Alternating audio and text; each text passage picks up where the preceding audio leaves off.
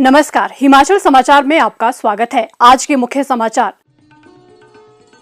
मुख्यमंत्री ने एचआईवी जागरूकता अभियान का किया शुभारंभ। मुख्यमंत्री ने कहा कि राज्य सरकार शिक्षा, स्वास्थ्य और अधोसंरचना में सुधार लाने के लिए प्रतिबद्ध। सौर ऊर्जा की रोशनी से जगमगा रहे हैं प्रदेश के गांव। जिला बिलासपुर में 13 सौर ऊर्जा परियोजनाएं की जा चुकी हैं स्थापित। और अब समाचार विस्तार से। मुख्यमंत्री ठाकुर सुखविंदर सिंह सुक्खू ने आज शिमला में अंतर्राष्ट्रीय युवा दिवस के अवसर पर एचआईवी जागरूकता अभियान की शुरुआत की, जो 12 अक्टूबर 2024 तक चलेगा। प्रदेश के सभी जिलों में ये जागरूकता अभियान गांव स्तर तक चलाया जाएगा। इस अवसर पर मुख्यमंत्री ने एक जागरूकता वाहन को भी हरी झंडी दिखाकर रवाना किया तथा 2 महीने तक चलने वाले इंटीग्रेटेड हेल्थ चेकअप अभियान का भी शुभारंभ किया। इस वर्ष अंतर्राष्ट्रीय युवा दिवस क्लिक से प्रगति की ओर सतत विकास के लिए युवा डिजिटल माध्यम के थीम पर मनाया जा रहा है। अपने संबोधन में ठाकुर सुखविंदर सिंह सुक्खू ने युवा दिवस की शुभकामनाएं देते हुए कहा कि राज्य सरकार एड्स के प्रति जागरूकता लाने के लिए व्यापक स्तर पर कार्य कर रही है। राज्य सरकार एड्स से पीड़ित रोगियों को समाज की मुख्य धारा से जोड़ने के लिए प्रयास कर रही है। उन्होंने कहा कि राज्य सरकार एंटी रेट्रोवायरल थेरेपी केंद्रों में निःशुल्क उपचार करवाने वाले व्यक्तियों को 1500 रुपए प्रति माह की आर्थिक सहायता और पीड़ितों के 18 वर्ष से कम आयु के बच्चों को 300 रुपए से लेकर 800 रुपए प्रति माह की आर्थिक सहायता प्रदान कर रही है। इसके साथ ही उपचार के लिए आने वाले व्यक्तियों को फ्री बस यात्रा की सुविधा भी दी जा रही है।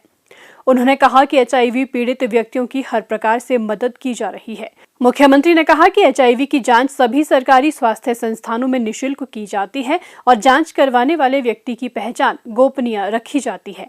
इस अवसर पर मुख्यमंत्री ने एड्स जागरूकता पर आधारित एक प्रदर्शनी का शुभारंभ भी किया। कार्यक्रम के दौरान आकर्षक सांस्कृतिक कार्यक्रम भी प्रस्तुत किए गए।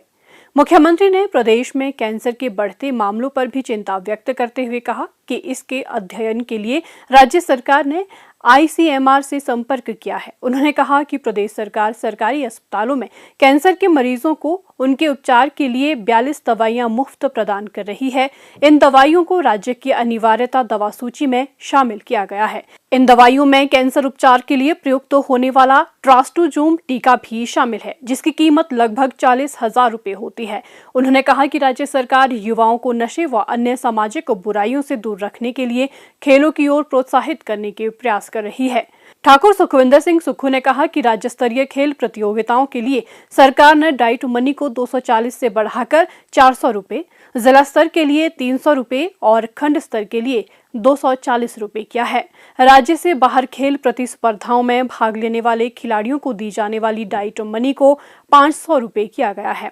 इसके साथ ही प्रदेश सरकार ने प्रदेश से बाहर आयोजित होने वाले खेल आयोजनों में भाग लेने वाले खिलाड़ियों को मिलने वाली यात्रा सुविधाओं में भी बढ़ोतरी की है। 200 किलोमीटर तक की यात्रा के लिए खिलाड़ियों को एसी 3 टियर रेल का किराया और 200 किलोमीटर से अधिक यात्रा करने वाले खिलाड़ियों को इकोनॉमी क्लास में हवाई सफर का किराया प्रदान किया जा रहा है। विंटर ओलंपिक तथा पैरालंपिक में स्वर्ण पदक विजेताओं को 5-5 करोड़ रुपए, रजत पदक विजेताओं को 3-3 करोड़ रुपए तथा कांस्य पदक विजेताओं को 2-2 करोड़ रुपए प्रोत्साहन राशि प्रदान करने की घोषणा की गई है। इसके साथ ही एशियाई और पैरा एशियाई खेलों में स्वर्ण पदक विजेताओं को 4 करोड़ रुपए, रजत पदक विजेताओं को 2 करोड़ 50 लाख रुपए तथा कांस्य पदक विजेताओं को 1 करोड़ 50 लाख रुपए प्रदान किए जाएंगे। उन्होंने कहा कि राज्य सरकार शिक्षा, स्वास्थ्य और अधोसंरचना में सुधार लाने के साथ साथ राजस्व बढ़ाने के लिए प्रयास कर रही है। उन्होंने कहा कि राज्य सरकार ने शिक्षा के क्षेत्र में भी कई क्रांतिकारी बदलाव किए हैं। हर विधानसभा क्षेत्र में चरणबद्ध तरीके से Rajiv Gandhi day boarding school खोले जा रहे हैं। प्रदेश के 850 शिक्षण संस्थानों को इंस्टीट्यूट ऑफ एक्सीलेंस के रूप में विकसित किया जा रहा है, जहां पर smart classroom, audio video visual teaching जैसी सुविधाएं होगी। मुख्यमंत्री ने कहा, आज युवा दिवस है और युवा दिवस में जब मैं खुद छात्र संगठन का अध्यक्ष था, उसमें राजीव गांधी जी देश के प्रधानमंत्री थे। पहले वोट देने का अधिकार 21 साल का हुआ करता था। इस लोकतंत्र की मजबूती के लिए और युवाओं की भागीदारी को सुनिश्चित करने के लिए राजीव गांधी जी ने 1987 में जो भी बच्चा 18 साल का होगा उसको वोट देने का अधिकार प्रावधान किया। मैं आपसे ये कहना चाहता हूं कि जिस लक्ष्य की तरफ आपने बढ़ना है उस लक्ष्य की प्राप्ति के लिए आपकी दृढ़ इच्छा शक्ति होनी चाहिए। आपका काम करने का तरीका मेहनत से जुड़ा होना चाहिए और जो लोग मेहनत करते हैं और लक्ष्य को तय करके आगे बढ़ते हैं, सफलता एक दिन उनके पहुंच छूती है। भविष्य का हिमाचल क्या होगा, भविष्य की युवा पीढ़ी को क्या देकर हम जाएंगे और भविष्य की युवा पीढ़ी हिमाचल के बारे में क्या समझती है, क्या सोचती है, इस दृष्टि से हमें अमूलचूल शिक्षा के क्षेत्र में भी परिवर्तन करने की जरूरत है। मैं दावे के साथ कह सकता हूं कि हमारी जो अर्थव्यवस्था है उसमें बहुत तेजी से सुधार हो रहा है।